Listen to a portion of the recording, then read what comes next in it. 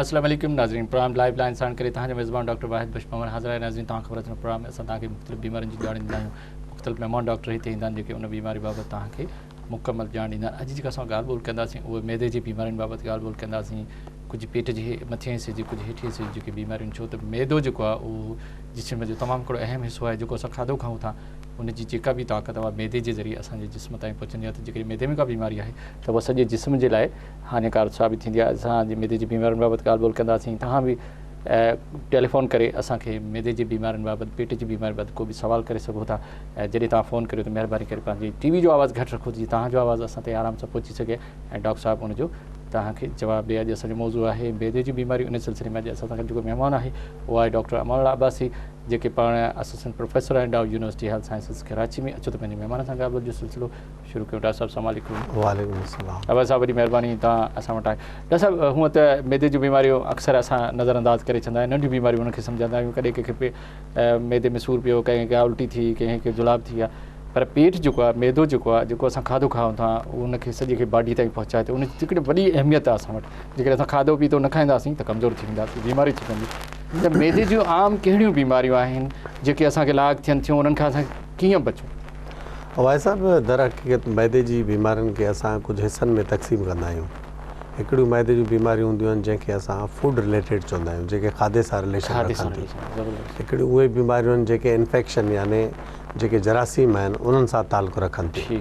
हिकिड़े उहे बीमारियूं आहिनि मैदे जूं जेके असांजे बॉडी जूं जेकी डिज़ीज़ आहिनि, लाइक जीअं डायबिटीज़ आहे या रिमेटॉइड आर्थराइटिस आहे या का ॿी अहिड़ी डिज़ीज़ आहे बॉडी जी जेके उन जे रिलेशन में हुजनि, या एंडोक्राइन जी का बीमारी आहे उन सां रिलेशन रखे, उन जे रिलीवेंस में कुझु बीमारियूं मैदे जूं आहिनि जेके उन सां रिलीवेंस रखंदियूं आहिनि। इन खे चवंदा आहियूं असां सिस्टमिक डिज़ीज़, रिलीवेंट स्टमक डिज़ीज़िस। पोइ उन में कुझु अहिड़ियूं बीमारियूं जेके उन सां वास्तो रखनि थियूं। कुझु बीमारियूं मैदे जूं आहिनि जेके केमिकल सां तव्हांजो वास्तो रखनि थियूं। अहिड़ा माण्हू जेके केमिकल्स यूज़ कनि था, जीअं तव्हां ॾिठो हूंदो कुझु माण्हू आहिनि जेके मुख़्तलिफ़ शयूं एज़ अ एडिक्शन यूज़ कंदा आहिनि। उन सां इनखे असां केमिकल जेको आहे रिलीवेंस जेको आहे सो डिज़ीज़ चवंदा आहियूं। कुझु भाई साहिबु स्टमक जी बीमारी अहिड़ी आहे जंहिंखे कुझु माण्हू अहिड़ा आहिनि जेके नेल्स ऐं हेयर्स जेके आहिनि उहे खाईंदा आहिनि, यानी वारनि जो खाइणु ऐं नेल्स जो खाइणु के मिटी खाईंदा आहिनि, न कटींदा आहिनि, वार बि हेयर्स बि जेको आहिनि खाईंदा आहिनि। उन सां जेके रिलीवेंस रखनि उहे उनखे असां उहो बीमारी चवंदा आहियूं जेके हेयर्स, नेल्स या कंहिं डस्ट सां वास्तो रखंदियूं हुजनि। ॿियूं वरी स्टमक जूं बीमारियूं आहिनि जेके वेसल सां वास्तो रखनि थियूं, वास्कुलर, यानी जेकी सप्लाई आहे मैदे खे, रत खे, उन सप्लाई में काई डिस्टर्बेंस अची वञे, उन में कोई प्रॉब्लम थी वञे त उनजे करे इहा डिज़ीज़ थिए, उनखे असां चवंदासीं वास्कुलर रिलीवेंस जे स्टमक डिज़ीज़िस। कुझु वाहिद साहब बीमारियूं मैदे जूं अहिड़ियूं बि आहिनि जेके असांजे साइकोलॉजी सां वास्तो रखनि थियूं। यानी जेकॾो माण्हू जेकॾहिं स्ट्रेस में आहे, परेशानी में आहे, उनजो ज़हनी दबाव जो सख़्ती सां शिकार आहे, त उन सां बि कुझु बीमारियूं आहिनि मैदे जूं जेके रिलीवेंस रखनि थियूं। इनखे असां चवंदा आहियूं फंक्शनल गैस्ट्रो इंटेस्टाइनल डिज़ीज़िस, FGID। पोइ उन में मैदो बि अची वञे थो, नंढो आंडो बि अचे थो, वॾो आंडो बि अचे थो, इसोफेगस यानी खाधे जी नलकी जेकी आहे उहा बि उन में अची थी वञे। ॿी वरी मैदे जूं डिज़ीज़ हूंदियूं आहिनि जेके तव्हांजे हार्ट ऐं कोल्ड सां वास्तो रखनि। हिकिड़ा माण्हू जेके तकड़ में गरम गरम चांहि पी छॾनि, उन सां रिलीवेंस में जेके स्टमक में डिज़ीज़ थींदियूं उहे अलॻि थींदियूं। हिकिड़ा माण्हू सीवियर कोल्ड वाटर पीअनि था, उन जे करे बि जेको आहे सो जेकी डिज़ीज़ थींदी उहा बि उन जे करे प्रॉब्लमेटिक थी सघे थी। सो इन जे करे असां मैदे खे डिफरेंट डिज़ीज़िस में हार्मोन या विटामिन जो बि को रोल आहे मैदे जी बीमारियुनि सां? हा, ख़ासि तौर ते वाहिद साहब जीअं विटामिन C आहे, विटामिन स्पेशली विटामिन C जी ॻाल्हि कंदासीं। विटामिन C मैदे में अमूमन तव्हांजो जीअं आयरन आहे उनखे एब्ज़ॉर्प्शन में मदद ॾींदो आहे। जेकॾहिं स्टमक में ख़राबी थी वञे, हिकिड़ी डिज़ीज़ हूंदी आहे ऑटोइम्यून डिज़ीज़ स्टमक जी, जंहिंमें जेको स्टमक जी जेके दीवारूं आहिनि, जेके पर्दा आहिनि, उहे एट्रोफीड थी वेंदा आहिनि। उहे उन्हनि जा जेको नॉर्मल जेकी विटामिन जो बि हिकिड़ो रोल आहे। बिल्कुलु कॉलर उनखे बि शामिल कयूं। हेलो अस्सलाम वालेकुम। हेलो अस्सलाम वालेकुम। वालेकुम अस्सलाम। जी साईं, केरु था ॻाल्हायो, किथां? साईं मां हसनैन थो ॻाल्हायां, गुलशन हदीद कराची खां। वॾी महिरबानी। हसनैन, छा पुछंदो डॉक्टर साहब? डॉक्टर साहब, मुंहिंजो डॉक्टर अमन साहब खां सुवाल आहे त हीअ जेको पेट जा मसइला थियनि था, जी 4-4 ॾींहं, 5-5 ॾींहं, 6-6 ॾींहं माण्हू इजलास नथो, जेके मसइला थियनि था, पेट वधी थो वञे, उनजो को इलाज आहे या कोन्हे? पेट वॾो थियणु या का पेट में सूरु तकलीफ़ थियणु? साईं 5-5 ॾींहं 4-4 ॾींहं रस नथो थिए। अच्छा कब्ज़ थी थो वञे? कर्ज़ बि न आहे पर इहो थोरो थोरो मतिलबु केॾी महिल अचे केॾी महिल न, केॾी महिल ख़्याल ई कोन थिए। अच्छा ठीकु आहे। ॿियो को सवाल आहे तव्हांजो हसनैन? न बसि इहो ई आहे। वॾी महिरबानी तव्हांखे जवाबु ॾींदा। मुंहिंजे करे बाउल सिंड्रोम जी ॻाल्हि थो करे, कॾहिं कब्ज़ कॾहिं जेको सो पखानो अचे कॾहिं न अचे, छा इन जो को रिलेशन आहे पेट में? बिल्कुलु रिलेशन आहे भाई साहब। एक्चुअल इन खे ई असां असुल में छा हूंदो आहे, मां तव्हांखे हिकिड़ो ब्रॉड डिवीज़न थोरी ॿुधाए छॾियां। असां जेके डिज़ीज़ डिस्कस कयूं थिएसीं उन में 80% डिज़ीज़ फंक्शनल गैस्ट्रोइंटेस्टाइनल हूंदियूं आहिनि, 20% ओरिजिनल ऑर्गेनिक प्रॉब्लम हूंदो आहे। त उन में अमूमन छा हूंदो आहे त माण्हू इहे जेके जीअं साईं जन अर्ज़ु थिए कयो त पेट फुंडी वञे थो ऐं 3-3 4-4 ॾींहं असांखे या डिस्कम्फर्टेबिलिटी थिए थी, त इहो एक्चुअल आहे, इन खे असां डिस्पेप्सिया चवंदा आहियूं पंहिंजी टर्मिनोलॉजी में। डिस्पेप्सिया जंहिंखे एब्डोमिनल ब्लॉटिंग, डिस्टेंशन ऐं इनकम्फर्टेबल फीलिंग, इहा एक्चुअल रिलीवेंस घणे क़दुरु जेके रखे थी उहो फंक्शनल गैस्ट्रोइंटेस्टाइनल डिज़ीज़ सां रखे थी। फंक्शनल गैस्ट्रोइंटेस्टाइनल डिज़ीज़ हिकिड़ी अहिड़ी आहे जेकी स्ट्रेस ऐं एंग्ज़ाइटी जे करे डेवलप कंदी आहे। सो इन खे ज़रूरी न आहे त हर डिज़ीज़ इहा ई निकिरे। इन भाऊ खे असां अर्ज़ु इहो कंदासीं त पंहिंजी मुकमल चेकअप कराइनि, थी सघे थो अंडरलाइन काई गैस्ट्राइटिस या गैस्ट्रोपैथी निकिरी अचे, उन शइ खे ॾिसणो पवंदो ऐं इन खे घुरिजे त पंहिंजो जेको वेझो रिलीवेंस कोई गैस्ट्रोएंटरोलॉजिस्ट डॉक्टर आहे उनखे ज़रूरु ॾेखारनि। अच्छा डॉक्टर साहब हाणे थोरो अचो त खाधे सां जेके रिलेशन रखनि थियूं जेके मैदे जी बीमारी उहे कहिड़ियूं आहिनि? हा भाई साहब, जीअं त उहे खाधा जंहिंखे असां हिकिड़ो कॉलर उनखे शामिलु कयूं, उन जो जवाबु ॾियो असांखे। हेलो अस्सलाम वालेकुम। शायद कॉल ड्रॉप थी मुझे ख्याल में। हेलो अस्सलाम वालेकुम। अस्सलाम, कैसे हैं डॉक्टर साहब से बात करनी थी? जी अपना नाम बताइए। मैं असद बलोच बोल रहा हूँ कराची से। बड़ी मेहरबानी, क्या सवाल पूछेंगे? पेट के सिलसिले में वो जलन बर्न सारा। जी जी सवाल करें। डॉक्टर साहब सलाम वालेकुम। वालेकुम सलाम। डॉक्टर साहब मैं असद बलोच बोल रहा हूँ कराची से। मेरे से प्रॉब्लम ये कि मेरा सीना बहुत जलता है, जलन होती है बहुत ज्यादा। अच्छा और कोई तकलीफ है? नहीं बस सीने में जलन तो बहुत ज्यादा। जब खाना खाते हैं उसके बाद होता है या जब खाली पेट होता है तो होता है? खाना खाने के बाद बहुत ज्यादा होता है। अच्छा सिगरेट स्मोकर, सिगरेट पीते हैं आप? नहीं सिगरेट डॉक्टर साहब नहीं पीता। अच्छा उम्र क्या है आपकी? 48। अच्छा चलो ठीक है सर। डॉक्टर साहब को सवाल? हाँ बस ठीक है, थैंक यू, आपको जवाब देते हैं, बड़ी मेहरबानी। सीने की जलन की अक्सर शिकायत अक्सर माण्हू कंदा आहिनि खाधे खाइण खां पोइ बि अॻु में, छा इहा बि असांजी मैदे जे या खाधे जे नाले सां को तालुक़ु आहे? बीमारी एग्ज़ैक्टली भाई साहब, हींअर तव्हां जेको टॉपिक छेड़ो उहो डिस्कस जेको पाण कयोसीं, हा खाधे जे हवाले सां, त एसिडिटी एक्चुअल छा हूंदो आहे, अहिड़ा फूड हूंदा आहिनि, अहिड़ा खाधा जेके एसिड वधाईंदा आहिनि। अच्छा नॉर्मली हाइड्रोक्लोरिक एसिड जेको अहिड़ो तेज़ाब आहे जेको मैदे में रिलीज़ थींदो आहे, कुझु खाधा अहिड़ा आहिनि जेके उनजी क्वांटिटी खे वधाए छॾींदा आहिनि। ठीकु आहे। जीअं स्पाइसी फूड आहे, स्पाइसी फूड खां मुराद आहे बर्गर आहे, शामी आहे, कबाब आहे, या अहिड़ा फूड जंहिंमें घणो मिर्च पियल आहिनि, या जीअं घणी बोतल आहे, बोतल में सिट्रिक एसिड आहे, सिट्रिक एसिड जो यूज़ करे, या घणो अक्सीर लीमे जो यूज़ करे थो माण्हू, या अननेसेसरी टाइम ते खाधो खाए थो। फॉर एग्ज़ाम्पल जीअं नाश्तो तव्हांखे 7 बजे जे अंदरि खाइणो आहे, उहो 11 बजे खाई छॾियईं। लेट खाइण सां बि हाइड्रोक्लोरिक एसिड जी जेकी आहे क्वांटिटी उहा वधंदी आहे। इन जे करे असां फूड जे रिलीवेंस में जेके प्रॉब्लम हाईलाइट कयूं था उहे फूड हूंदा आहिनि जेके हाइड्रोक्लोरिक एसिड जो क्वांटिटी वधाए, उन जे करे पोइ बर्निंग थींदी आहे। ऐं एसिड जॾहिं वधे थो त लाज़मी सी ॻाल्हि आहे त उहो बर्निंग कंदो, हिन में कोई शक ई न आहे। इन जो इलाज मौजूदु आहे? बिल्कुलु इलाज इन ते अचूं था, हिकिड़ो जेको सो इन ते अचूं था इलाज मौजूदु। पर मुंहिंजो जेको सुवाल हो, इन इलाज बि ॿुधायूं था हिनखे। मुंहिंजो जेको सुवाल हो त खाधनि जे करे, खाधो जेको बि असां खाऊं था, टाइम ते खाऊं या बग़ैर टाइम जे खाऊं, मुख़्तलिफ़ खाधा असां खाऊं था, उन जे करे कहिड़ियूं बीमारियूं थींदियूं? 4-5 अहम बीमारियुनि जा नाला त ॿुधायो। हा, पहिरियों जीअं आहे जंहिंखे असां हाइपर एसिड सीक्रेशन चऊं, उहा अॻिते हली गैस्ट्राइटिस कराईंदी। ठीकु आहे। उहा अॻिते हली गैस्ट्रोपैथी कंदी, उहा अॻिते हली हेमरेजिक गैस्ट्राइटिस कंदी। हिकिड़ा उहे फूड हूंदा जेके एच पायलोरी डेवलप कराए सघनि था, उहे एच पायलोरी इंड्यूस गैस्ट्राइटिस असां हुनखे चवंदा आहियूं। इहो अॻिते प्रोसीड थिए त पेप्टिक अल्सर थी सघे थो। इहो सॼे ग्रुप खे मिलाए करे असां एसिड पेप्टिक डिज़ीज़ चवंदा आहियूं।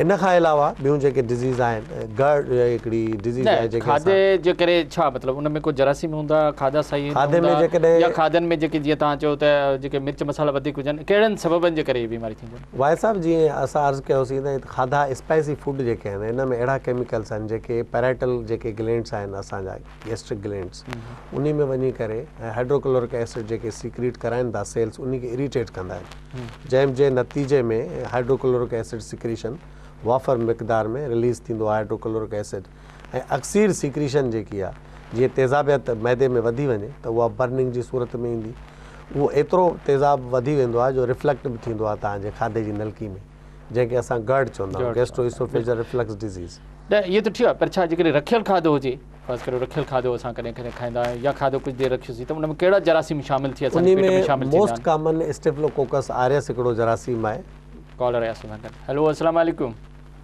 हेलो वालेकुम अस्सलाम साईं केरु था ॻाल्हायो किथां साईं जावेद चनो पियो ॻाल्हायां दादू खां वॾी महिरबानी जावेद छा पुछंदो डॉक्टर साहब खां साईं मुंहिंजो सुवाल इहो आहे त मानी खाइण खां पोइ जेको आहे न मूंखे उल्टी थी अचे जेको बि खावां थो उहो सभु निकिरी थो वञे इहो छा मसइलो आहे इनखे घणो अरसो थी वियो आहे उमिरि घणी आहे चन्ना साहिब इनखे घणो अरसो थियो इनखे अरसो घणो थियो आहे तव्हांखे इन बीमारी जो इनखे तक़रीबन 3 साल खनि थिया आहिनि दवा बि वरिती आहे पर पोइ बि माना असरु कोन थो थिए हैदराबाद मां इलाजु कराईंदो आहियां अच्छा उमिरि घणी आहे डॉक्टर साहिब खां थोरो पुछणो हो तव्हांजी उमिरि घणी आहे 32 जी उमिरि घणी ॿुधायव 32 साल अच्छा कमु छा कंदा आहियो कमु आहे सीधे दुकान आहे किरियाने जो अच्छा डॉक्टर तव्हांजो को सवाल आहे सिगरेट स्मोकर आहे सिगरेट पीअंदा आहियो सिगरेट न बाक़ी पेन सुपारी खाईंदो आहियां ऐं नसवार चलो ठीकु आहे ठीकु ऐं चांहियूं बि घणी पींदा हूंदा होटल जी चांहि पीअंदा आहियो हा चांहि बि तमामु घणी पीअंदो उनजे करे उन खां पोइ उल्टी थींदी आहे चांहि खां पोइ बि उल्टी थींदी आहे न चांहि खां पोइ न मानी खां पोइ राति जी मानी खां पोइ ठीकु आहे तव्हां जवाबु ॾींदो वॾी महिरबानी तव्हांजी तव्हां असांखे फ़ोन कई डॉक्टर साहिबु हाणे भाऊ जो अक्सर घणो ॾिसो जेको- असां घणा सवाल हुन खां पुछिया जेके बि असांजे सम्झ में आया तव्हां जेको बि त कुझु न कुझु असांखे क्लू मिले उमिरि बि का एॾी वॾी कोन्हे चए थो मां हैदराबाद में वञी माना हैदराबाद में वॾी अस्पताल आहे उते कंहिं सुठनि फिज़िशियन खे ॾेखारींदो हूंदो त राति जे मानी खां उल्टी थियण जो छा सबबु आहे कहिड़ो को एसिड वधे थो मैदे में कहिड़ी ख़राबी आहे वाहि साहब दर हक़ीक़त इहा आहे त जीअं भाऊ जूं जेके डाइटरी हैबिट्स पाण नोट कयूंसीं न त इन में तव्हां ॾिठो त जेके सुपारी बि खाइनि पिया ऐं चांहि जो अक्सीर इस्तेमालु आहे हाणे इहे उहे फूड आहिनि जेके अंदरि वञी पहिरियों जेके सेल्स आहिनि गैस्ट्रिक ग्लैंड्स आहिनि असांजा उन ते वञी एक्शन कनि था ऐं उनखे स्लोली प्रोग्रेसिवली छा हूंदो आहे त जीअं कोई बि फूड आहे ॾींहं में तव्हां वरितो त उनजो प्रोसेस ऑन रहंदो ॾींहं में त तव्हां जी इरेक्ट न हिनखे छा करणु घुरिजे इन कहिड़ी बीमारी आहे इलाजु छा इन जो पहिरियों त इहो पंहिंजी फूड मॉडिफिकेशन करणु खपे इहो जेके सोपारी वग़ैरह आहिनि चांहि जो इस्तेमालु घटाए प्रॉपर जेका बीमारी पहिरियों जेको इहो आहे ॿिए नंबर ते जेको आहे सो थी सघे थो अंडरलाइन ॿियो बि को ऑर्गेनिक काज़ हुजे जीअं जेको अल्सर आहे पेप्टिक अल्सर हूंदो आहे उनजी फाइब्रोसिस थी वञे पाइलोरिक एंड ते ऑब्स्ट्रक्शन थी वञे जेके असां आउटलेट इन लाइ बहितर इहो आहे त भाऊ पंहिंजी पूरी गैस्ट्रोएंटरोलॉजी जेको आहे हुनजो उन वटि वञी इन्वेस्टिगेशन कराइनि स्पेशली जीअं एंडोस्कोपी आहे उन खां पोइ हिनजो डिसाइड हेलो अस्सलाम वालेकुम जी वालेकुम अस्सलाम सर जी केरु था ॻाल्हायो किथां साईं आऊं असलम भट्टी तो ॻाल्हायां कराची सादी टाउन खां वॾी महिरबानी असलम तव्हां असांखे फ़ोन कई डॉक्टर साहिब खां छा पुछंदो असलम साईं मूंखे इहो पुछणो आहे त असां मतिलबु इहो वॉमिटिंग वग़ैरह थींदी आहे कुझु खाधो खायूं था या छा ऐं पेट में क्रैम्प्स वग़ैरह ईंदा आहिनि अच्छा हर वक़्तु खाधे था सुबुह वारे शाम वारे राति वारे केॾी महिल थींदो आहे इहो मतिलबु ख़ासि करे राति जो पेट में घुरड़ाहट जा आवाज़ वधीक हूंदा आहिनि ऐं सुबुह जो बि जॾहिं मानी खाईंदा आहियूं उन खां अॻु में ईअं मतिलबु एसिडिटी या मतिलबु महसूसु थींदो आहे त माना इहो जीअं उल्टी अचे थी इहो महसूसु थिए थो कंहिं डॉक्टर खे ॾेखारियो अथव जी न डॉक्टर खे कंहिंखे ॾेखारियो न आहे बेसिकली मां ख़ुदि डॉक्टर आहियां वेटनरी डॉक्टर आहियां अच्छा अच्छा तव्हांजी उमिरि छा आहे उमिरि साईं मुंहिंजी तक़रीबन 40 साल आहे अच्छा स्मोकर को सिगरेट पीअंदा आहियो चांहि वधीक पीअंदा आहियो हा चांहि त साईं पियूं था स्मोकिंग पास्ट में कई हाणे नथा कयूं अच्छा तव्हां पंहिंजे हिसाब सां का दवा वठो था उन खां पोइ तव्हांखे रिलीफ मिले थो जी जी बिल्कुलु आऊं कुझु ट्रेडनेम चओ त उहो न ट्रेडनेम मतिलबु ज़ाहिर आहे ट्रेडनेम खे छॾियो तव्हां दवाऊं वठो था कुझु फ़ाइदो थी थो वञे तव्हांखे ठीकु आहे एसिमोप्राज़ोल वग़ैरह वठंदा आहियूं ठीकु आहे तव्हांखे जवाबु ॾियूं था वॾी महिरबानी तव्हांजी तव्हां ॻाल्हि सम्झो वेट घणो आहे बसि हाणे वेट खे छॾियो साईं कॉल इन जो जवाबु ॾींदासीं वक़्फ़े खां पोइ ठीकु आहे वठूं था हिकिड़ो नंढिड़ो वक़्फ़ो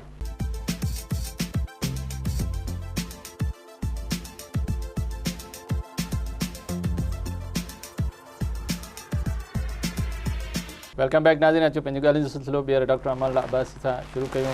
असांजी पेट जी बीमारियुनि ते ॻाल्हि ॿोल करे रहिया आहियूं। डॉक्टर साहब सां ॻाल्हायूं त पर हिकिड़ो कॉलर पहिरीं उनखे बि शामिल करियूं था। हेलो अस्सलाम वालेकुम। जी वालेकुम सलाम साईं नालो ॿुधायो। साईं दोदो मीरजत ॻाल्हायां पियो। जी किथां पिया ॻाल्हायो? साईं तव्हां कराची मां ॻाल्हायां पियो। मुंहिंजे तक़रीबन 5-6 साल थी विया ऑपरेशन खे किडनी खे, उन खां बाद में मूंखे सीधी टंग में दर्द रहे थो। अच्छा तो इन जे बारे में तव्हां डॉक्टर साहब खां पुछूं था, इन लाइ को मशवरो ॿुधायो। मूंखे एॾो सूको सूर पइजी वेंदो जहिड़ी टंग सुन थी वेंदी आहे। कहिड़ी ॿिन्ही किडनी जो ऑपरेशन थियो? हिकिड़ी जो? न सर हिकिड़ी गुर्दे जी ऑपरेशन। डॉक्टर वाहिद साहब सां मुंहिंजी मुलाक़ात बि थी ऐं बशीर पवार सां गॾु आयो हुउसि। ठीकु आहे। पर हाणे तव्हांजे टंग में घणो सूर आहे? हाणे टंग में माना ईअं जेको मूंखे ईअं जहिड़ो कुझु शइ खां हले पई। ठीकु आहे। तव्हां पोइ कंहिं डॉक्टर खे ॾेखारियो आहे? डॉक्टर बस पहिरियां कॾहिं शुरू में ॾेखारियो, वरी कंहिं डॉक्टर। ठीकु आहे, तव्हांजो जवाबु ॾींदो। वॾी महिरबानी तव्हांजी, वॾी महिरबानी। डॉक्टर साहब साईं जो बि सुवालु आहे। पहिरीं सुवालु इहो हो त अक्सर दिलि कची रहण माण्हुनि जी शिकायत हूंदी आहे। मानी खाऊं था ईअं उल्टी जहिड़ो महसूसु थो थिए, जंहिंखे असां पंहिंजी ज़बान में नाज़िया वॉमिटिंग वग़ैरह चवंदा। इहो छो थींदो आहे अक्सर? बुख जो घटि लॻणु। वाहिद साहब एक्चुअल छा आहे त खाधे जो जेको तालुक़ु जीअं पाण डिस्कस कयोसीं, हिकु त nature of the food important आहे कि कहिड़े क़िस्म जो खाधो थो खाए। ॿियो क्वांटिटी ॾाढी इम्पॉर्टेंट आहे ऐं टीं टाइमिंग ॾाढी इम्पॉर्टेंट आहे। इहे टई शयूं इन टिनी में डिस्टर्बेंस जे करे इहे प्रॉब्लम थींदा आहिनि। जीअं तव्हां ॿुधो हूंदो त हमेशह इस्लाम बि ईअं आहे त हिकिड़ी कुंड तव्हां बिल्कुलु ख़ाली रखो। न मां बिल्कुलु बीमारी थी ईंदसि ईअं त जेकॾहिं इहो छा थियो, उन में कहिड़ी बीमारी आहे, इन जो कीअं तदारक कजे, इलाजु छा आहे? जेकॾहिं अहिड़ी क़िस्म जी का तकलीफ़ आहे जीअं भाऊ ॿुधाए त पोइ उनजो छा इलाजु आहे? उनजो इलाजु सिंपल आहे वाहिद साहब। पहिरियों त पंहिंजो खाधे जी क्वांटिटी खे घटाए, ॿियो खाधा पंहिंजो अल्टर करे। 6 ॾींहं में 6 दफ़ा सब्जी खाए, हिकिड़ो दफ़ो गोश्त यूज़ करे ऐं उन में आम घणा मसाला इस्तेमालु न करे। कहिड़ा केसिस वधनि था जे ईअं महसूसु थो थिए दिलि कची थी थिए? छो? इहो हाइड्रोक्लोरिक एसिड वधण जे करे जेकॾहिं इलाजु कराइजे त ठीकु थी सघे थो? बिल्कुलु टोटली थी सघे थो, को प्रॉब्लम न आहे। इहा का वॾी मेजर डिसीज़ आहे। शामिल कयूं था। हेलो अस्सलाम वालेकुम। साईं केरु था ॻाल्हायो, किथां? सर मैं कराची से बात कर रहा हूँ। जी नाम बताइए। मेरा नाम थॉमस है। जी क्या पूछेंगे? मुझे ये पूछना है कि डॉक्टर साहब से पेट के हवाले से कि मेरे पेट में अक्सर प्रॉब्लम रहता है, बदहजमी, जलन, जैसे ऊपर मैदा ये स्वेल हो जाता है। तो इसके लिए इनसे मैं कुछ पूछना चाह रहा हूँ। पूछो, क्या पूछना चाहते हो? कि दर्द के लिए मतलब क्या मुफीद है? मेरे पेट में अक्सर बहुत ज्यादा दर्द रहती है। अच्छा, काम क्या करते हो? काम मेरा आउटडोर का ही है। मैं एक डिजाइनर के पास होता हूँ। अच्छा, अब खाना आपने टाइम पे खाते हो या लेट हो जाते हो? सर कभी लेट भी हो जाता हूँ, कभी टाइम पे भी खाता हूँ। अच्छा, सिगरेट वगैरह पीते हो? नहीं, बिल्कुल नहीं। चलो ठीक है। डॉक्टर साहब ताए को सवाल। वेट कितना? वजन क्या है आपका? मेरा वेट होगा तकरीबन 70-74। ठीक है, आपका जवाब देते हैं, बड़ी मेहरबानी। डॉक्टर साहब अब थोड़ा उर्दू में बताइए। इनका जो मसला जो इन्होंने बताया, जलन भी होती है, दर्द भी होता है, अक्सर क्रैम्प्स भी होते हैं, ये सारी जो चीज़ें हैं फार्मूलेट अगर करें तो ये एक ही डिजीज़ में फिट होती हैं जिसको हम फंक्शनल गैस्ट्रोइंटेस्टाइनल डिजीज़ कहते हैं। मगर फंक्शनल गैस्ट्रोइंटेस्टाइनल डिजीज़ इसका जो है ना फील्ड वर्क है, टाइम पे खाना भी नहीं खाता। एग्जैक्टली मगर वो जो स्ट्रेस फैक्टर भी है इसके अंदर और इसके अंदर जो प्रेजेंटेशन है फूड से रिलीवेंस भी रखती है। तो ऐसे मरीज़ को चाहिए कि पहले तो गैस्ट्रोएंटरोलॉजिस्ट को दिखा के इसकी फर्दर जो इन्वेस्टिगेशन है वो मुकम्मल करा के उसके बाद फाइनल डिजीज़ का डायग्नोज करें। तो ज़्यादातर लग रहा है कि ये फंक्शनल गैस्ट्रोइंटेस्टाइनल डिजीज़ है। डॉक्टर को दिखा जी, फूड से भी रिलीवेंस रख सकती है, दोनों खाने को भी बेहतर करे अपना। अच्छा, हुन जेका फ़ोन कई जो किडनी जो ऑपरेशन करायो, टंग में सूर छो थो रखे? छा इन करे हुन जी जेका नर्वस सिस्टम जो प्रॉब्लम आहे सॼी टंग में सूर थो पए? एग्जैक्टली भाई साहब, जॾहिं छा हूंदो आहे त जॾहिं किडनी जो ऑपरेशन थींदो आहे न, उन में पोस्चर जेको रखंदा आहियूं मरीज़ जो उहो टेढ़ो थी वेंदो आहे न, जंहिंजे करे डिस्क प्रोलेप्स थी वेंदी आहे, शियाटिका जंहिंखे असां चवंदा आहियूं। हर कोन ॾिसा मोस्टली लाइकली उहो ई लॻे थो। कंहिं सुठे न्यूरोसर्जन खे ॾेखारे, न्यूरोसर्जन खे ॾेखारे न, MRI वग़ैरह जेको आहे वर्टिब्रल कॉलम। हिकिड़ो ॿियो कॉलर आहे असां सां गॾु। हेलो अस्सलाम वालेकुम। हेलो अस्सलाम वालेकुम। वालेकुम सलाम सर। साईं केरु था ॻाल्हायो, किथां? पंहिंजी टीवी जो आवाज़ घटायो भाउ, पंहिंजी टीवी जो आवाज़ घटायो। सर जैकाबाद में ॻाल्हायूं था पिया। हा, नालो ॿुधायो पंहिंजो अदा। रविंदर कुमार। हा, छा पुछंदो? सर मां डॉक्टर साहब को इहो पुछणु चाहियां कि तव्हां टीवी जो आवाज़ घटायो, पाण खे न ॿुधो, असां न ॻाल्हायो भाउ मुंहिंजा। हेलो, शायदि कॉल ड्रॉप थी वई छा त टीवी जो आवाज़ जॾहिं वधाए रखो था तव्हां त तव्हांजो आवाज़ु असां ताईं नथो पहुचे। मां तव्हांखे अर्ज़ु कयो त महिरबानी करे जॾहिं तव्हां कॉल कयो त पंहिंजे टीवी जो आवाज़ु बिल्कुलु घटि रखो, तव्हां असां सां ॻाल्हायो त असां तव्हांजी ॻाल्हि सम्झी सघूं ऐं असां तव्हांखे हुनजो जवाबु ॾेई सघूं। डॉक्टर साहिबु जेके खाधा असां रखी करे खाईंदा आहियूं या खाधनि जे अंदरि कहिड़ा जरासीम शामिलु थी असांजे पेट में वेंदा आहिनि, उहे कहिड़ा बीमारियूं कंदा आहिनि? उन में वाहिद साहब जंहिंखे असां गैस्ट्रो चऊं ऐं हैज़ो बि जंहिंखे चऊं ऐं सीवियर गैस्ट्रोएंटाइटिस जंहिंखे असां चऊं, ऐं उन में मोस्ट जेको कॉमन ऑर्गेनिज़म आहे उहो स्टेफिलोकोकस आरियस हूंदो आहे। पिरीफॉर्म वॻ में फूड में मौजूदु हूंदो आहे। इन खां अलावा ॿिया इकोलाई बि थी सघे थो, उहो बि गैस्ट्रोएंटाइटिस कंदो। प्रोटेस्ट थी सघे थो, सालमोनेला थी सघे थो। ये सभु असांजे खाधे जे ज़रिए असांजे पेट में बीमारी पैदा करे सघनि था, जंहिंखे असां गैस्ट्रोएंटाइटिस चवंदा आहियूं। हिकिड़ो कॉलर आहे असां सां गॾु। हेलो अस्सलाम वालेकुम। हेलो अस्सलाम वालेकुम। वालेकुम सर। महिरबानियूं, केरु अदा? ज़ैब सर। नालो ॿुधायो भाउ पंहिंजो। Sir Zeb Ali sir. हा, छा पुछंदो ज़ैब अली? सर बुख छो लॻंदी आहे डॉक्टर साहब? जी झट मूंखे ज़्यादा बुख लॻे थी ॾाढी ॾाढी। अच्छा, हर वक़्तु तव्हांखे बुख लॻे थी वधीक? हेलो, पंहिंजे टीवी जो आवाज़ु घटि आहे भाउ। Hello hello. हा भाऊ, जीअं सवाल कयो त असांखे हर वक़्तु बुख महसूस छो लॻंदी आहे? इहो बि छा का बीमारी आहे? एक्ज़ैक्टली इनखे असां हाइपरफेगिया चवंदा आहियूं, घणो खाइणु। इहो एंग्ज़ाइटी जे करे थींदी आहे, डिप्रेशन में बि इहा थींदी आहे। ऐं इन खां अलावा ॿियो अहिड़े पेशेंट्स में थींदी आहे जंहिंमें वर्म इन्फेस्टेशन हुजे, पैरासाइट हुजनि, जेके असां पेट में कीड़ा हुजनि, उन जे करे बि थींदी आहे। ॿियो हाइपरथायराइडिज़म हिकिड़ी डिज़ीज़ आहे, उन जे करे बि थींदी आहे। हाणे इनखे पूरो इन्वेस्टिगेट करिणो पवंदो।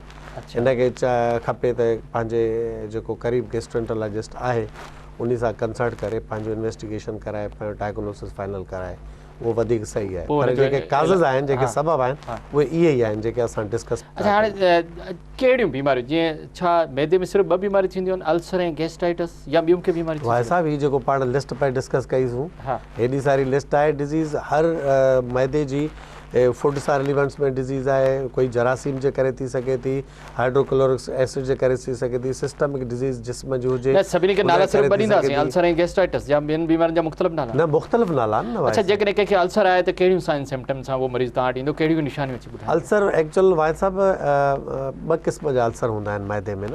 हिकिड़ो गैस्ट्रिक अल्सर थींदो आहे, ॿियो इमीडिएटली जीअं मैदो पूरो थिए फस्ट पार्ट ड्यूडिनम जो शुरू थींदो आहे, उनखे असां ड्यूडिनल अल्सर चवंदा आहियूं। गैस्ट्रिक अल्सर जेको आहे। हेलो अस्सलाम वालेकुम। वालेकुम सर। सर केरु था ॻाल्हायो, किथां था? सर मोकमदीन मां ॻाल्हायां थो डेरकी मां। वरी महिरबानी, छा पुछंदो मोकमदीन? सर मानी खाइण खां महिल या बाद में थोरो घणो पेट में मैदे में थोरो घणो दर्द महसूस थींदो आहे। सूर थींदो आहे, वज़न थींदो मानी खाइण खां पोइ? मानी खाइण खां पोइ थोरो दर्द महसूस थींदो आहे। ऐं घणी देरि खां पोइ? घणी देरि? फौरन या अधु कलाक खां पोइ? फौरन थींदो आहे। कोई इलाज करायो अथव? डॉक्टर खे ॾेखारियो अथव कंहिं? न, इलाज न करायो। अच्छा, कमु छा कंदा आहियो? को सिगरेट, को चांहि पीअंदा आहियो? चांहि पीअंदा आहियूं, थोरो वधीक ऐं थोरो पेशाब जो मसइलो आहे, नमाज़ पढ़ंदा आहियूं न। ठीकु आहे, तव्हां जवाबु ॾींदो। वरी महिरबानी तव्हांजी। डॉक्टर साहिबु, खाधे खाइण खां पोइ फौरन जेकॾहिं पेट में सूर पए या वज़न थिए, इहो छाजे करे थींदो आहे? इन में काफ़ी इन में डिज़ीज़ आहिनि। भाई साहब, पहिरियों जीअं तव्हां हींअर सवाल पुछो वेठा हुयो त मैदे जो जेको अल्सर आहे उन ते डिस्कस। एक्ज़ैक्टली, जीअं मानी खाओ फौरन दर्द थिए, इहो पेप्टिक अल्सर थी सघे थो, यानी गैस्ट्रिक अल्सर। इहा ख़ासि निशानी अथव। ऐं जेकॾहिं कलाक ॾेढ खां थिए त उहो ड्यूडिनल अल्सर आहे। अच्छा, उहा ॿी अल्सर आहे? उहो हा, ड्यूडिनल, यानी ड्यूडिनम जो मतिलबु आहे जेको जीअं मैदो पूरो थिए थो वरी ड्यूडिनम खाधो उस ताईं पहुचे, हा, त उन में टाइम लॻंदो आहे। उहो ड्यूडिनल अल्सर हूंदो आहे। हिकु इहो। ॿियो हूंदो आहे पोस्ट पेरेंटल एब्डोमिनल एंजाइना, जेके असां चवंदा आहियूं, मेज़ेंट्रिक इस्कीमिया जे करे थींदो आहे। इहा बि हिकिड़ी डिज़ीज़ आहे, यानी इहो वैस्कुलर डिज़ीज़ आहे, मैदे जी जेके नसुनि जी उहा डिज़ीज़ इन जे करे बि थींदो आहे। ॿियो थींदो आहे जेकॾहिं पोस्ट पेरेंटल जेके ऑटो इम्यून डिज़ीज़िस हूंदियूं आहिनि बॉडीअ जूं। ऑटो इम्यून डिज़ीज़ माना जंहिंमें जिस्म जा पंहिंजा ई जेके सेल्स आहिनि पंहिंजे ई बॉडी टिश्यूज़ जे ख़िलाफ़ु थी वेंदा आहिनि, ऑटो इम्यून डिज़ीज़िस, उन्हनि में बि इहो थींदो आहे। जीअं एसएलई थी वई, पोलियार्टाइटिस नोडोज़ा थी वई, वेगनस ग्रोमेटोसिस थी वई, त इहे मुख़्तलिफ़ जेके डिज़ीज़ आहिनि, इहे सभु जीआईटी खे इन्वॉल्व करे सघनि थियूं। मतिलबु इहे बि हिकिड़े क़िस्म जी बीमारी खाधे खाइण पोइ वज़न खपे त पहिरियों पंहिंजो इन्वेस्टिगेशन फुल कराइनि, पंहिंजे कंसर्न गैस्ट्रोएंटरोलॉजिस्ट खे ॾेखारिनि, इन मसइले खे को माइनर न सम्झनि, इन जो इलाज न करे मेजर बि थी सघे थो। इन जो इलाज ज़रूरी आहे तमामु। हिकिड़ो कॉलर आहे डॉक्टर साहब असां सां गॾु। हेलो अस्सलाम वालेकुम। हेलो अस्सलाम वालेकुम। शायदि कॉल ड्रॉप थी जी। डॉक्टर साहब साइन सिम्टम तव्हां ॿुधायूं पेट में 2 त तव्हां ॿुधायूं ॿियूं कहिड़ियूं हुन में अच्छा पहिरियों त इहो त मैदे में पेशेंट एपिगेस्ट्रिक पेन जेके असां सेंटर आहे जेको तव्हांजे सूर पेट जे शदीद मथे हिते सूर थींदो इन स्पेशली मरीज़ तव्हांखे हथु खणी करे ॾेखारे। उते रखंदो इनखे असां चवंदा आहियूं पॉइंटिंग साइन। ठीकु आहे इहा पॉइंटिंग साइन जेकी आहे इहा टिपिकल हूंदी आहे पेप्टिक अल्सर यानी गैस्ट्रिक अल्सर जी। ठीकु आहे ॿियूं त माना हथु खणी आङुर बि तव्हांखे उते कंदो त हिन जाइ ते स्पेशली मूंखे सूर थिए थो। ठीकु आहे हिकु इहा पॉइंट आहे। ॿियो त जीअं खाधो खाईंदो इमीडिएटली सूर थींदो हुनखे ठीकु आहे ऐं खाधे ख़ाली पेट ते बि हुनखे सूर थींदो ऐं कॾहिं न ख़ुदा न ख़ास्ता खून जी उल्टी बि अची सघे थी। उहा बि उल्टी थी सघंदी एग्ज़ैक्ट हूअं बि उल्टी थी सघे थी पर खून बि अची सघे थो उल्टीअ में। इन खां अलावा दर्द एतिरो शदीद हूंदो आहे इन में कॾहिं कॾहिं त माण्हू जी जेकी रूटीन लाइफ आहे उहा ई डिस्टर्ब थी वेंदी आहे। पोइ सिलो सिलो आहिस्ते आहिस्ते पोइ खाधो खाइणु छॾे ॾींदो आहे। जीअं खाधे खाइण खां भॼंदो आहे माण्हू एतिरो हुनखे परेशानी थी वेंदी आहे। बुख त महसूसु थींदी आहे पर जीअं खाईंदो उन वक़्तु ई इमीडिएट या त वोमिट कंदो या हेमेटमेस यानी या त ख़ुदि जी उल्टी ईंदी या फौरन हुनखे उल्टी करे सघंदो। माना खाधो हुनखे वणंदो ई न बुख लॻण जो जेको सुवाल आहे न अचां त बुख कॾहिं लॻे थी नथी लॻे हिकिड़ो कलर आहे हुनखे शामिल कयूं। हेलो अस्सलाम वालेकुम साईं वालेकुम सलाम अदा केरु था ॻाल्हायो किथां? साईं मां मोहम्मद नबील शेख थो ॻाल्हायां गाड़ी मुरी खां। वॾी महिरबानी छा पुछंदो हिॾकी ॾाढी थी पई आहे साईं हिन जो छा इलाज कयां? छा साईं? हिॾकी अच्छा हर वक़्तु रहे थी? जी साईं हिॾकी ॾाढी थी पई आहे माना बार हिॾकी अचण। अच्छा कंहिं डॉक्टर खे ॾेखारियो अथव? न साईं डॉक्टर हिॾकी वारा चवंदा त म्यूकेन पी छॾे सिमिको पी इहे शरबत पीता न हुन मां को फ़ाइदो। घणो अरसो थियो आहे हिनखे? जी साईं अरसो घणो थी वियो आहे हिॾकी खे? साईं हिनखे तक़रीबन 2 महीना थी विया। 2 महीना। डॉक्टर साहब तव्हांजो को सवाल? बस ठीकु आहे ठीकु आहे तव्हां जवाब ॾियो वॾी महिरबानी। हिकअप असां चवंदा आहियूं। हा इन में छा हूंदो आहे भाई साहब इन जा काज़ जेके न ब्रेन खां शुरू थियनि था दिमाग़ खां ब्रेन में काज़ थी सघे थो नेक में भी काज़ थी सके तो फिफड़न में भी काज़ थी सके तो पोइ आख़िर में असां अचूं था डायफ्राम जेको आहे उन में भी काज़ थी सके तो ऐं स्टमक जेको मैदो आहे इट सेल्फ उन में भी काज़ थी सके तो। हाणे इहो हिकिड़ो सिंपल न आहे ही कफ न। ॿियो छा हूंदो आहे गुर्दा फेल थी वेंदा न यूरिमिया थींदी आहे उनजे करे भी ही कफ थींदी आहे त हाणे इनखे पूरो इन्वेस्टिगेट करणो उहो इन्वेस्टिगेशन न थी आहे न भाई साहब इनखे खपे त फौरन पंहिंजो जेको कंसर्न गैस्ट्रोएंटरोलॉजिस्ट डॉक्टर हुजे उन वटि वञनि ऐं पंहिंजो इन्वेस्टिगेशन कराइनि ऐं प्रॉपर डायग्नोसिस कराए हिन जो ट्रीटमेंट शुरू कराइनि जेको बहितर आहे मुंहिंजे ख़्याल बहितर आहे माना ख़बर पए त हिनकी छे छो पई ऐं कहिड़ो हुनजो सबबु आहे उन खां पोइ हुनजो इलाजु मौजूदु आहे मुकमल इलाजु आहे कोई प्रॉब्लम न आहे। डॉक्टर साहब तव्हां सां ॻाल्हियुनि जो सिलसिलो जारी आहे वक़्तु चपड़े नंढे वक़्त जो नाज़रीन वठूं था हिकिड़ो नंढो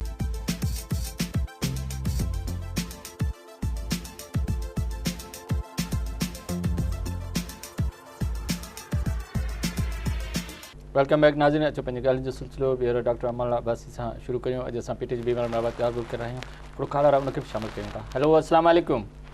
वालेकुम सलाम सर। सर केरु था ॻाल्हायो किथां?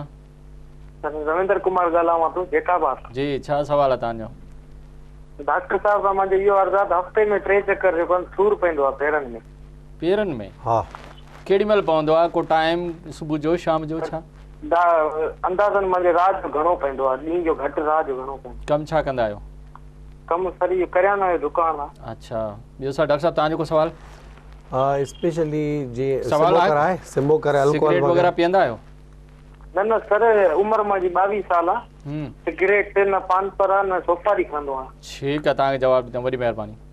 असां पेरनि में सूर पवण जा कहिड़ा सबब आहिनि? काफ़ी सबब आहिनि भाई साहब इन में नौजवान यंग जी इन में लोकल डिजीज़िस बि हूंदियूं आहिनि पेर जूं। ॿियो बायलेटरल प्लांटर फेशाइटिस असां चवंदा आहियूं उन जे करे थींदो आहे। ॿियो वेसल्स जेके सप्लाई ॾियनि थियूं फुट खे उहे उन कंप्रोमाइज़ थियनि उन जे करे थी सघे थो। डायबिटीज़ जेकी आहे डायबिटीज़ मिलाइटिस यंग एज में बि डायबिटीज़ थींदी आहे उन जे करे बि थी सघे थो। ॿियो रेस्टलेस लेग सिंड्रोम चवंदा आहियूं जेके फुट सिंड्रोम बि चऊं यूरिमिया जे करे यानी रीनल फेल्यूर जे करे उन जे करे थींदो आहे। हज़ारे सबब आहिनि भाई साहब। हिनखे खपे त पंहिंजी फुल इन्वेस्टिगेशन कराए पंहिंजो सॼो बॉडी जो चेकअप कराए उन में लैब इन्वेस्टिगेशन सभु कुझु पंहिंजो जेको कंसर्न जेको डॉक्टर आहे जेको हिननि जी एरिया में आहे उन सां कंसर्न करे पंहिंजो मुकमिल इलाजु पोइ उनजी ख़बर पए थी छाजे करे। एग्ज़ैक्टली पेट जी कंहिं बीमारी जे करे पेरनि में सूर थी सघे थो? बिल्कुलु थी सघे थो भाई साहब, स्पेशली पेट जी उहे बीमारियूं, फॉर एग्जांपल स्टमक में जेकॾहिं गैस्ट्राइटिस या गैस्ट्रोपैथी आहे या सीलियक डिज़ीज़ आहे, सीलियक डिज़ीज़ जंहिंमें नंढो आंड्रो ऐं कुझु स्टमक जो पार्ट बि इन्वॉल्व थींदो आहे। सीलियक डिज़ीज़ में जेके प्रोटीन्स आहिनि उहे एब्ज़ॉर्ब न थींदा आहिनि, जंहिंजे करे प्रोटीन्स जी क्वांटिटी घटिजी वेंदी आहे। उहो बॉडी जे पूरे पार्ट में इंक्लूडिंग फुट स्टार्ट उतां बि थी सघे थो, कैल्शियम जी कमी थींदी, फुट में सूर थींदो, ॼंगुनि में सूर थींदो, यानी सीलियक डिज़ीज़ हिकिड़ी अहिड़ी डिज़ीज़ आहे। एतिरो हिन दोस्त पंहिंजी सॼी पाण इन्वेस्टिगेशन कराए ख़बर पए छा जे करायो, जेकॾहिं इलाज पोइ हिन जो इलाज मुकमल एग्ज़ैक्टली जीअं विपल्स डिज़ीज़ बि आहे, विपल्स डिज़ीज़ में बि। अच्छा डॉक्टर साहब, अक्सर माण्हू चवंदा आहिनि असांखे बुख नथी लॻे, बुख न लॻण जो सबबु छा आहे? भाई साहब, बुख जेकी लॻण ऐं न लॻण आहे उहो एक्चुअल मैदे सां वास्तो नथी रखे। बुख जेकी आहे जंहिंखे असां जेको तव्हांजो लिवर आहे, बुख लॻाइण में रोल लिवर जो इनखे अॻिते वधायूं था त स्टमक सां बुख जो छो न आहे तालुक। हिकिड़ो कॉलर आहे उनखे शामिल कयूं था। हेलो, अस्सलाम वालेकुम। सर वालेकुम सलाम। अदा केर था? अदा केर? ज़ोएब अली दाड़ी गलाया तो नेर की गॉन्सपुर गोड़ को। सवेर तव्हां फ़ोन कई था, पंहिंजे टीवी जो आवाज़ घटायो, पोइ सवाल करियो, महिरबानी कयो। Thank U sir. ठीक है सर, ठीक। हाँ, सवाल छा आहे तव्हांजो? सर मानी खावण खां पहिरियों मां हिकु मानी खाईंदो, वरी 5 मिनट खां बाद वरी मूंखे बुख लॻे थी, इहो छा मसइलो आहे? ठीकु आहे, तव्हांखे हाणे इन ते ॻाल्हायो त बुख लॻे छो थी ऐं बुख छो नथी लॻे, इन जो जवाबु ॾींदा, वरी महिरबानी तव्हांजी। सवेर बि साईं जी कॉल कटिजी वई त बार बार बुख थी लॻे, तव्हां हुनजे पहिरियों, पर बुख न लॻण जो सबबु जेको आहे उहो छा आहे, बुख लॻण जो छा आहे, इहो थोरो तफ़सील सां ॿुधायो। जी भाई साहब, छा हूंदो आहे त 2 शयूं आहिनि तव्हां वटि, हिकिड़ो मैदो आहे, ॿियो लिवर आहे। ठीकु आहे। लिवर जो कमु हूंदो आहे तव्हांखे बुख लॻाईंदो, लिवर जो कमु आहे। अच्छा, उतां इहो ईंदा आहिनि? जी, स्टिमुलस उतां प्रोड्यूस थींदो, ऐं मैदे जो कमु आहे तव्हांजे खाधे खे डिटेन कंदो। ठीकु आहे। जॾहिं फुल थी वेंदो त उहो तव्हांखे रोकींदो सही आहे फर्दर खाइण खां। इन ॿिन्ही जो बिल्कुलु गहरो वास्तो आहे, स्टमक जो ऐं लिवर जो। ॿिन्ही जो सेम टाइम ते हेल्दी हुजणु तमामु ज़रूरी आहे, ॿई सेहतमंद हुजनि। ॿई सेहतमंद हुजनि। हाणे छा आहे भाई साहब, जेके माण्हू घणो खाइनि था, घणी बुख जेके लॻे थी, पहिरियों त आहे पैरासाइटिक इन्फेक्शन, जेके पैरासाइट्स आहिनि, जेके कीड़ा चवंदा आहियूं पेट में, उनजे करे घणी बुख लॻंदी आहे। ॿियो एंग्ज़ाइटी जो पेशेंट हुजे, डिप्रेशन में 2 शयूं हूंदियूं आहिनि उनखे बुख वधीक लॻंदी। जी, डिप्रेशन में 2 एक्सट्रीम्स हूंदा आहिनि। हिकिड़ा माण्हू उहे जेके तमामु घणो खाधो खाईंदा आहिनि, ॿिया उहे जेके बुख ई न लॻंदी। अच्छा, इन हिकिड़ी डिप्रेशन में 2 शयूं थींदियूं आहिनि, 2 फेस थी सघनि था। ॿी जेकी सूरत आहे उहा इहा आहे। टियों आहे हाइपरथायराइडिज़म, जेको आउं तव्हांखे ॿुधायो त थायराइड ग्लैंड घणो वर्क कंदो, उन जे करे बि घणी बुख लॻंदी। ॿिया हूंदा हिकिड़ा पेशेंट हूंदा आहिनि साइकोलॉजिकल साइकेट्रिक प्रॉब्लम्स, जेके साइकेट्रिक प्रॉब्लम हूंदा आहिनि, ज़हनी मरीज़, उहे तमामु घणो खाधो खाई सघनि था। उन खां अलावा अहिड़ा माण्हू कुझु अहिड़ियूं दवायूं यूज़ कंदा आहिनि जेके एपिटाइज़र्स हूंदियूं आहिनि, जेके घणो बुख वधाईंदियूं आहिनि। उन जे करे बि हाणे बुख न लॻण जो जेको मसइलो आहे, जेसि ताईं जीअं डिप्रेशन में तव्हांखे 2 एक्सट्रीम ॿुधाया। ॿियो जेकॾहिं लिवर जो को प्रॉब्लम आहे, हेपेटाइटिस आहे, जेकी ब्लैक हेपेटाइटिस चऊं, जेके काला पीलिया जिगर जी का बीमारी आहे त बुख लॻण ख़तम थी वेंदी जिगर जी बीमारी जे करे। ॿियो मैदे में जेकॾहिं अल्सर आहे, बुख ते असरु न पवंदो, पर उहो खाइण जे करे ड्रिजंदो, जीअं खाईंदो त स्टमक में पेन थींदो, त उहो फियर जे करे जेको एनोरेक्सिया थिए, या इनखे असां चवंदा आहियूं फियर रिलीवेंट, यानी ख़ौफ़ जे करे इंसानु नथो वठी सघे, छो त जीअं खाईंदो त मूंखे मैदे में सूर थींदो, इन भव खां न खाईंदा आहिनि। इनखे असां एनोरेक्सिया। गैस्ट्राइटिस ऐं अल्सर में फ़र्क़ु कहिड़ो आहे? गैस्ट्राइटिस जो मतिलबु आहे जॾहिं तव्हांजा मैदे जा पर्दा सोज़िश कनि, उहे सुजी वञनि, इन्फ्लेमेशन थिए उन में। इन्फ्लेमेशन में तव्हां पढ़ियो हूंदो रुबार, ट्यूमर, इहे सभु उन में हूंदा आहिनि। ॿियो अल्सर जो मतिलबु आहे जॾहिं उन म्यूकोज़ा में ब्रेक थी वञे, ज़ख़म थी वञे, उन में ज़ख़म थी वञे, इहो पेप्टिक अल्सर में अचे थो। त गैस्ट्राइटिस ऐं गैस्ट्रिक अल्सर ॿिन्ही में फ़र्क़ु आहे। ॿिन्ही जी जेको साइन सिम्टम त तक़रीबन साॻियूं आहिनि, पर कीअं तव्हां डिफरेंशियल डायग्नोस कंदो? त हीअ कॾहिं भाई साहब इहो ॾाढो डिफिकल्ट हूंदो आहे त असां ॿिन्ही खे डिफरेंशिएट कयूं सिर्फ़ु हिकिड़े क्लिनिकल ग्राउंड ते, ॾाढो ॾुखियो हूंदो आहे। पर जेको आउं तव्हांखे शुरू में अर्ज़ु पे कयो त अल्सर जेको हूंदो आहे उन में पॉइंटिंग साइन ज़रूरु थींदी, उहो आंगुर खणी उते आहे, उहो डिफ्यूज़ हथु रखंदो, पूरे हीअं रखंदो त सॼे मैदे में सूरु आहे। त जेको गैस्ट्राइटिस आहे उहो ख़ासि एरिया इन्वॉल्व न कंदी आहे, it involves the whole stomach, सॼे मैदे खे इन्वॉल्व कंदी आहे। ऐं जेको अल्सर हूंदो आहे कंहिं ख़ासि हिकु जॻह ते थींदो आहे, त उते पॉइंटिंग साइन थींदी आहे। ऐं ॿियो तव्हां जॾहिं जेकॾहिं कंहिंखे अल्सर आहे या गैस्ट्राइटिस आहे, माना मैदे जी जेकॾहिं बीमारियूं आहिनि, त छा उन्हनि जो इलाजु मौजूदु आहे इन्वेस्टिगेशन खां अॻु या पोइ? कीअं तव्हां हुननि जो इलाजु कंदो, उहे ठीकु थी सघंदा? हा, पहिरियों त मुकमिल ठीकु थींदा आहिनि भाई साहब। अल्सर जा मरीज़ त टोटली ठीकु थींदा आहिनि, उन में त गुंजाइश न आहे त मरीज़ को बहितर, मुकमिल इलाजु मौजूदु आहे। 2 क़िस्मनि जा इलाज हूंदा आहिनि, हिकिड़ो मेडिकल थेरेपी, ॿी सर्जिकल थेरेपी, 2 यूज़ थींदा आहिनि। पर पिया आहे त पहिरियों साइन सिम्टम्स तव्हां मरीज़ खां पुछो, तव्हांखे जेको हिस्ट्री ॾिए थो उनखे प्रॉपर एग्ज़ामिनेशन कयो, उन खां पोइ इन्वेस्टिगेशन प्लान कयो। इन्वेस्टिगेशन में सभु आहे, इन्वेस्टिगेशन जो इलाज शुरू कयो। बिल्कुलु उन में इलाज जो केतिरो आहे, नंढो आहे डिघो आहे? वाइदा इलाज डिपेंड करे थो डिज़ीज़ कहिड़ी आहे। हाणे जेकॾहिं पेप्टिक अल्सर जी ॻाल्हि था कयूं, ॾिसो पेप्टिक अल्सर जी ॻाल्हि था कयूं त पेप्टिक अल्सर में जेकॾहिं एच पाइलोरी गॾु अथसि, एच पाइलोरी जेको जरासीम आहे, त उनजो इनिशियल फेज़ में 14 डेज़ ताईं ट्रीटमेंट वठंदो फुल फ्लेज। ठीकु आहे। उन खां पोइ वरी कॉन्सिक्वेंटली अॻिते फर्दर 2 मंथ्स लाइ वरी हिकिड़ी सिंगल ड्रग असांखे रखणी जेकॾहिं लिवर बि ख़राबु आहे तॾहिं बि पेट जूं बीमारियूं थी सघनि थियूं। बिल्कुलु इहो बि थी सघंदो। डॉक्टर साहब टाइम ख़तमु थियो आहे, मैसेज छा हूंदो, पैगाम छा हूंदो? भाई साहब मां पंहिंजे नाज़रीन खे इहो अर्ज़ु कंदुसि त खाधे खाइण में स्पेशली क्वांटिटी जो ख़्यालु रखो। घणो खाधो खाइणु बिल्कुलु सही न आहे। उहे खाधा जंहिंमें स्पाइसी शयूं आहिनि जीअं बर्गर शामी वग़ैरह आहिनि, उनजो इस्तेमालु घटि थिए ऐं पंहिंजे टाइम ते खाधो खाओ। घटि खाधो खाओ, खाधो जॾहिं खाओ त उनखे चॿाड़ियो घणो त जीअं उहो डाइल्यूट थिए ऐं उहो स्टरलाइज़ बि थी वञे। ऐं उनखां अलावा खाधे खाइण में स्पेशली तकड़ि न कयो, सकून ऐं आराम सां खाधो खाओ। मैक्सिमम सब्जियूं इस्तेमालु कयो, गोश्त जो इस्तेमालु हफ़्ते में 1 या 2 दफ़ा कयो। वॾी महिरबानी डॉक्टर अमानुल्लाह अब्बासी, तव्हां सां तव्हांजी वॾी महिरबानी। नाज़रीन, डॉक्टर अमानुल्लाह अब्बासी असां सां गॾु जेको असांखे मैदे जी बीमारियुनि बाबति ॼाण ॾेई रहियो। डॉक्टर साहब जेके बि ॻाल्हियूं कयूं या जेके बि हिदायत कई, जेकॾहिं असां टाइम सां पंहिंजो खाधो खाऊं, सुठो खाधो खाऊं, वक़्त सिर खाऊं, जॾहिं कॾहिं का तकलीफ़ आहे त जेकॾहिं उनजो फ़ौरन इलाजु करायूं त असां इन्हनि मर्ज़नि खां बची सघूं था। जेकॾहिं डॉक्टर साहब जी इन्हनि ॻाल्हियुनि ते असां अमल कयो त असां बहितरीन सुठी ज़िंदगी गुज़ारे सघूं था। इन ते प्रोग्राम लाइफ लाइन जो वक़्तु पूरो थियो। पंहिंजे मेज़बान डॉक्टर वाहिद बिजपमर खे इजाज़त ॾींदा। अल्लाह हाफ़िज़।